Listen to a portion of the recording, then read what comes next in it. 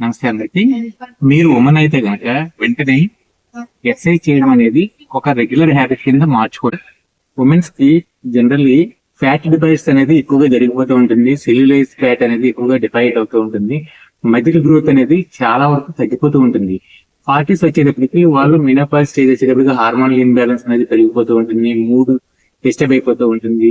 Activeness అనేది తగ్గిపోతూ ఉంటుంది. సో మీరు ఎప్పుడైతే కనుక మజిల్ మీద కాన్సన్ట్రేషన్ పెట్టారో ఫ్యాట్ డిపాజిట్స్ అనేది బ్యాలెన్స్ అవుతుంది. హార్మోనల్ ఇన్బ్యాలెన్స్ అనేది తగ్గుతుంది. పీరియడ్స్ టైంలో మీకు వచ్చే పెయిన్స్ ఉంటాయి కదా, అవి చాలా వరకు తగ్గిపోతుంది అనమాట. మజిల్ అనేది కూడా బెటర్ గా ఇంక్రీజ్ అవ్వడం వల్ల మూడ్ స్టెబిలైజ్ అవుతుంది, స్లీప్ బాగుంటుంది. రోజంతా కూడా యాక్టివ్ మైండ్ తో మీరు ఉండడానికి ప్రయత్నం చేయొచ్చు అనమాట. బెనిఫిట్స్ ఉన్నాయి కాబట్టి మీరు అదే బోన్ డెన్సిటీ అనేది కూడా బెటర్ చేసుకోవాలి. బోన్ డెన్సిటీ బాగుండాలి అంటే ఖచ్చితంగా ఎక్సర్సైజ్ అనేది మీకు చాలా ఇంపార్టెంట్. మీ మైండ్ సెట్ అనేది బెటర్ అవుతుంది. ప్లస్ మీరు రోజంతా యాక్టివ్ లైఫ్ స్టైల్ మీరు గడపగలుగుతారు, ఫ్రీగా ఉండగలుగుతారు.